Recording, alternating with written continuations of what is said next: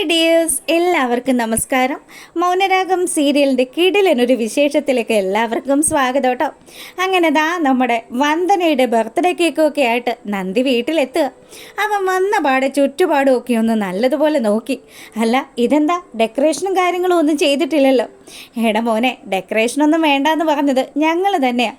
വന്ദന സംസാരിക്കാത്ത കുട്ടിയാണല്ലോ. അതുകൊണ്ട് തന്നെ അവളുടെ ഇതിന് മുന്നേ ഉള്ള ബർത്ത്ഡേകളൊന്നും വലിയ കാര്യമായിട്ട് ആഘോഷിച്ചിട്ടില്ല എന്ന് അവനോട് പറഞ്ഞിരിക്കുന്നത്. ഇപ്പോൾ പിന്നെ കല്യാണമൊക്കെ ഫിക്സ് ചെയ്ത് വെച്ചിരിക്കുന്നത് കൊണ്ട് അവളുടെ ജീവിതത്തിലേക്ക് മനോഹരനെ പോലെയുള്ള ഒരുത്തം വന്നതുകൊണ്ട് മാത്രം അറേഞ്ച് ചെയ്ത ഫംഗ്ഷനാണെന്ന് പറഞ്ഞിരിക്കുക. ആ, അങ്ങനെയാണല്ലേ. പിന്നെ വരുൺ എന്തായാലും വരുണിൻ്റെ ജീവിത സഹിയെ കണ്ടെത്തി കഴിഞ്ഞു. ഇനിയുള്ളത് മോനാണ്. അതെനിക്കറിയാം ചെറിയച്ചാന്ന് പറഞ്ഞ് നന്ദി ചെറിയൊരു നാണത്തിൽ അവിടെ അങ്ങനെ നിൽക്കുക. ഈ സമയമാണെങ്കിൽ ആ അമ്മ പറഞ്ഞു, അതേ മോനെ, എത്രയും പെട്ടെന്ന് ഒരു വിവാഹം നീയും കഴിക്കണം. അതും പോരാഞ്ഞിട്ട് നീ ആ നിഷയെ തന്നെ ഒന്ന് കല്യാണം കഴിക്കാനായിട്ടുള്ള കാര്യങ്ങൾ ഒന്ന് ആലോചിച്ചാൽ എന്താണെന്ന് അമ്മ ചോദിക്കുമ്പം നന്ദിക്ക് വലിയ വിരോധമൊന്നും ഇല്ല. എന്നാലും അവൾ ഇതിനു മുന്നേ ഇവനെ കല്യാണം കഴിച്ചതാണല്ലോ. അതുകൊണ്ട് തന്നെ അവൾ ഇനി ഈ ഒരു വിവാഹത്തിന് സമ്മതിക്കുമോ എന്നുള്ളൊരു ഡൗട്ട് നന്ദിയെ പോലെ തന്നെ ആ അച്ഛനും അമ്മയ്ക്കും ഒക്കെ ഉണ്ട്. അങ്ങനെയാണെങ്കിൽ മോനെ, ഞാൻ അവളോടൊന്ന് സംസാരിച്ച് നോക്കാം. നിനക്ക് എതിർപ്പുണ്ടോ എന്ന് ചോദിച്ചതും എനിക്ക് എതിർപ്പൊന്നുമില്ല. അവൾക്ക് സമ്മതമാണെങ്കിൽ എനിക്കും സമ്മതമാണ്. പിന്നെ ആരും അവളെ അധികം ഫോഴ്സ് ചെയ്യണ്ടെന്ന് പറഞ്ഞിട്ട് അവനാണെങ്കിൽ അവരൊരുങ്ങിക്കൊണ്ടിരിക്കുന്ന റൂമിലേക്ക് ചെല്ലുക. ഈ സമയമാണെങ്കിൽ നമ്മുടെ കല്യാണി വരുണിനെ നല്ല സുന്ദരി കുട്ടിയാക്കി ഒരുക്കി ഇരുത്തിയിരിക്കുക.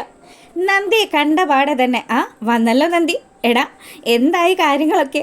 എല്ലാം സെറ്റാ. കേക്ക് വാങ്ങിക്കൊണ്ട് വന്നിട്ടുണ്ട്. എന്തായാലും മനോഹർ എന്ന് പറയുന്നവൻ ഇന്നത്തതോടുകൂടി അവൻ്റെ കാര്യത്തിനൊരു തീരുമാനം ആകുമല്ലോ.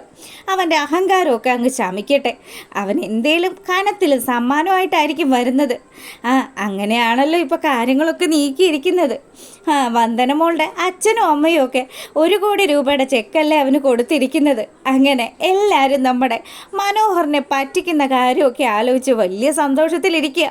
വരുണാണെങ്കിൽ നല്ല സുന്ദരി കുട്ടിയായിട്ട് ഒരുങ്ങി ഇങ്ങനെ ഇരിക്കുന്നത് കാണുമ്പം നിധിക്ക് ചെറിയൊരു നാണമൊക്കെ വന്നു. എത്രയും പെട്ടെന്ന് ഇനി അവൻ്റെ കാര്യത്തിൽ ഒരു തീരുമാനമാക്കിയതിന് ശേഷം വേണം എനിക്ക് എൻ്റെ നിധ മോളെ കല്യാണം കഴിക്കാനെന്ന് വരുൺ പറയുക. അങ്ങനെ എല്ലാവരും നല്ല സന്തോഷത്തിലിരിക്കുമ്പം അവനുണ്ടല്ലോ, അവൻ ഞങ്ങൾക്കൊക്കെ ധാരാളം സമ്മാനങ്ങളൊക്കെ തന്നിട്ടുള്ള ഒരുത്തനാണ്. അവൻ ഇന്ന് എന്തായാലും കനത്തിൽ തന്നെ എന്തെങ്കിലും സമ്മാനം വന്ദനയ്ക്ക് തരാതിരിക്കില്ല. അങ്ങനെ നമ്മുടെ നന്ദിയൊക്കെ അവിടെ നല്ല സന്തോഷത്തിൽ നിൽക്കുമ്പം നമ്മുടെ മനോഹർ ആ വീട്ടിലേക്ക് എത്തുക. കാറിൽ വന്ന് മനോഹർ ഇറങ്ങിയതും നല്ല ചുള്ളൻ ലുക്കിലാണ് നമ്മുടെ മനു എത്തിയിരിക്കുന്നത്. അങ്ങനെ അവൻ എത്തിയിട്ടുണ്ട്. എന്തായാലും ഞാൻ താഴേക്ക് പോട്ടെ എന്ന് പറഞ്ഞ് നന്ദി അവിടുന്ന് താഴേക്ക് പോവാം. ആ സമയമാണെങ്കിൽ വന്ദനയുടെ അച്ഛനും അമ്മയും കൂടി ചേർന്ന് മോനെ കയറി വാ. അല്ല, എന്തായി മോനെ? അറിയാലോ, സംസാരിക്കാത്ത കുട്ടിയാണ്. അതുകൊണ്ട് തന്നെ ഞങ്ങൾ ഇതിനു മുന്നേ അവളുടെ ബർത്ത്ഡേ ഫംഗ്ഷനൊന്നും അത്ര കാര്യമായിട്ടൊന്നും ആഘോഷിച്ചിട്ടില്ല. പിന്നെ ഇതിപ്പം മോൻ അവളുടെ ജീവിതത്തിലേക്ക് വന്ന സ്ഥിതിക്ക് എങ്ങനെയാണ് ഞങ്ങളത് ഉപേക്ഷിക്കുന്നത്? ഇനി ചെയ്യാനുള്ളത് ഈ നിൽക്കുന്ന നന്ദിക്ക് കൂടി ഒരു പെണ്ണിനെ നോക്കണം. അവന് പറ്റിയ ഒരു ബന്ധം വരികയാണെങ്കിൽ അതങ്ങ് നടത്താമെന്ന് ഞങ്ങൾ ആലോചിക്കുക. അതെ, അതെന്തായാലും വേണോടാ. എത്രയും പെട്ടെന്ന് എൻ്റെ മോനും ഒരു കല്യാണം നടക്കണമെന്നൊക്കെ പറഞ്ഞ് വലിയ കാര്യത്തിന് ആ അമ്മായിയും അവരുടെ അച്ഛനും ഒക്കെ ഇങ്ങനെ സംസാരിച്ചുകൊണ്ട് നിൽക്കുമ്പം നമ്മുടെ മനു ചോദിച്ചു, അല്ല എവിടെ ബർത്ത്ഡേ ഗേൾ എവിടെ? കുട്ടിയെ കണ്ടില്ലല്ലോ. അവൾ നല്ല ഒരുക്കത്തിലാണ്.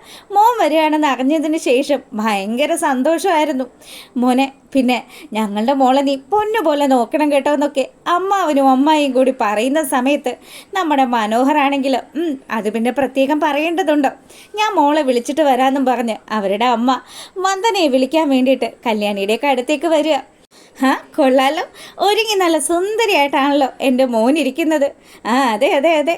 പിന്നെ ആ മനോഹറിനെ ഇതുപോലെ ഒന്നങ്ങ് സുഖിപ്പിച്ചിരുത്തണം. അതിനുശേഷം അവൻ കരയുന്ന ആ ഒരു കാഴ്ച എനിക്ക് കാണേണ്ടതെന്നൊക്കെ ആ അമ്മ പറയുമ്പോൾ ശരിക്കും നമ്മുടെ കല്യാണിക്കും നല്ല സന്തോഷമായിട്ടോ. കല്യാണിയും പറയുന്നുണ്ട്, ഒരുപാട് പെൺപിള്ളേരുടെ ജീവിതം തകർത്തവനല്ലേ. അവനെ പോലെയുള്ള ഒരുത്തനെ അങ്ങനെ പെട്ടെന്ന് വിട്ടുകളയാൻ പറ്റില്ലല്ലോ. അനുഭവിക്കാവുന്നതിൻ്റെ മാക്സിമം അവൻ അനുഭവിക്കണം. അല്ല, ഇന്ന് എന്തെങ്കിലും സമ്മാനം കൊണ്ടുവന്നിട്ടുണ്ടോ? എൻ്റെ മോളെ അന്ന് വന്നപ്പം അവൻ വള കൊണ്ടുവന്നില്ലേ, അത് അവൻ്റെ പോക്കറ്റിലിട്ടോണ്ടാണ് വന്നത്. അതുപോലെ ഇനി എന്തെങ്കിലും ഉണ്ടോ എന്നറിയില്ല. കൈവശം പ്രത്യേകിച്ച് പാക്കറ്റുകളൊന്നും ഇല്ല എന്ന് അമ്മ പറയുക. ഇനിയിപ്പോൾ അധികം താമസിക്കണ്ട, നിങ്ങളെല്ലാവരും ഇവിടെ ഇരിക്കുക, വന്ദനമോള് താഴേക്ക് വന്നോളൂ എന്ന് പറഞ്ഞ് അമ്മ അവിടുന്ന് പോവാൻ തുടങ്ങുമ്പോൾ ദേ നമ്മുടെ വന്ദനയോട് നിത വന്നിട്ട് സംസാരിച്ചു. അപ്പം അവൻ പറഞ്ഞു, അതെ, എനിക്ക് നിന്നോടൊരു കാര്യം പറയാനുണ്ട്. ഞാൻ ഇങ്ങനെയൊക്കെ ചിന്തിക്കുകയും പ്രവർത്തിക്കുകയും ഒക്കെ ചെയ്യുന്നുണ്ടെങ്കിൽ അതൊക്കെ നിനക്ക് വേണ്ടിയിട്ടും ഈ നിൽക്കുന്ന എൻ്റെ നിഷയ്ക്ക് വേണ്ടിയിട്ടും ഒക്കെയാണ്. നിങ്ങളെ രണ്ടുപേരെയും പറ്റിച്ച അവനെ അങ്ങനെ അങ്ങ് വെറുതെ വിട്ടാൽ പറ്റത്തില്ലല്ലോ. അവന് കൊടുക്കാവുന്നതിൽ വെച്ച് മാക്സിമം നല്ലൊരു ശിക്ഷ തന്നെ കൊടുക്കണമെന്നും പറഞ്ഞ് വന്ദന താഴേക്ക് ഇറങ്ങി വരിക. വന്ദനയെ കണ്ടപാടെ തന്നെ അന്തം വിട്ട് നിൽക്കുക നമ്മുടെ മനുവിന് വലിയ സന്തോഷമൊക്കെ ആയി. മനോഹർ ഇങ്ങനെ വന്ദനയെ അടിമുടി സ്കാൻ ചെയ്തുകൊണ്ടിരിക്കുമ്പോൾ അച്ഛനും അമ്മയും ആണെങ്കിൽ മോൾക്ക് നല്ല നാണമുണ്ടല്ലോ.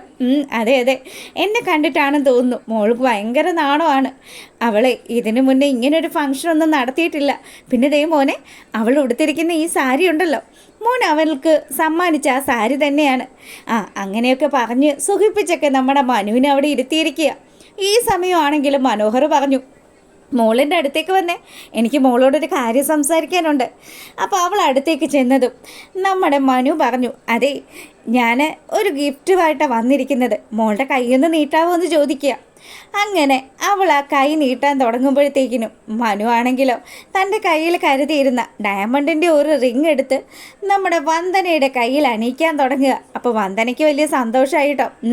ഈ ദുഷ്ടൻ്റെ കയ്യിൽ നിന്ന് പോരുന്നതൊക്കെ പോരട്ടെ, ഇനി ഇതൊക്കെ തൻ്റെ ഭാര്യയാകാൻ പോകുന്നവൾക്ക് സമ്മാനമായിട്ട് കൊടുക്കാമെന്നൊക്കെ ആലോചിച്ചുകൊണ്ട് നിൽക്കുക. ഇനിയിപ്പോൾ അധികം വൈകിക്കേണ്ട, നമുക്ക് ബർത്ത്ഡേ കേക്കൊക്കെ കട്ട് ചെയ്യാമെന്ന് പറഞ്ഞ് അച്ഛനും അമ്മയും അതുപോലെ നമ്മുടെ നന്ദിയും ഒക്കെ അവിടെ നിൽക്കുന്ന സമയത്ത് അവരാ ചടങ്ങ് ഗംഭീരമാക്കി നടത്തുക. അതിന് ശേഷമാണെങ്കിലോ മനോഹറിന് തിരിച്ചൊരു ചടങ്ങ് കൊടുക്കണമല്ലോ, ഒരു ചെറിയ പണി. അതിന് വേണ്ടിയിട്ട് അവർ വീണ്ടും ഒരു സമ്മാനപ്പൊതി നമ്മുടെ മനുവിന് നൽകുന്നുണ്ട്.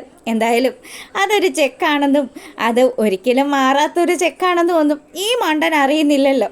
അതിനുശേഷം വന്ദനയോട് യാത്രയും പറഞ്ഞ് ഇറങ്ങിപ്പോകുന്ന മനോഹറിൻ്റെ അടുത്ത് വലിയ നാണത്തിൽ നിൽക്കുന്ന വന്ദനയെ കാണിക്കുക. അപ്പം വന്ദന മോൾക്ക് എന്നോടൊപ്പം വരണമെന്നുണ്ടോ? ആ സന്തോഷത്തിൽ അവൾ അങ്ങനെ നിൽക്കുന്നത് കാണുമ്പോൾ മനു പറഞ്ഞു, മോള് വിഷമിക്കണ്ട കേട്ടോ, മോളെ ഞാൻ എൻ്റെ കൂടെ തന്നെ കൂട്ടും. ഇതൊക്കെ എന്തുമാത്രം സ്വത്തുക്കളാണ്, ഇതൊക്കെ ഇനി താൻ അനുഭവിക്കേണ്ടി വരുമല്ലോ. തനിക്ക് ഇനിയും ജീവിതത്തിൽ ഒരുപാട് സന്തോഷങ്ങളൊക്കെ വന്നു ചേരുമല്ലോ എന്നൊക്കെ ആലോചിച്ച് നിൽക്കുക മനു.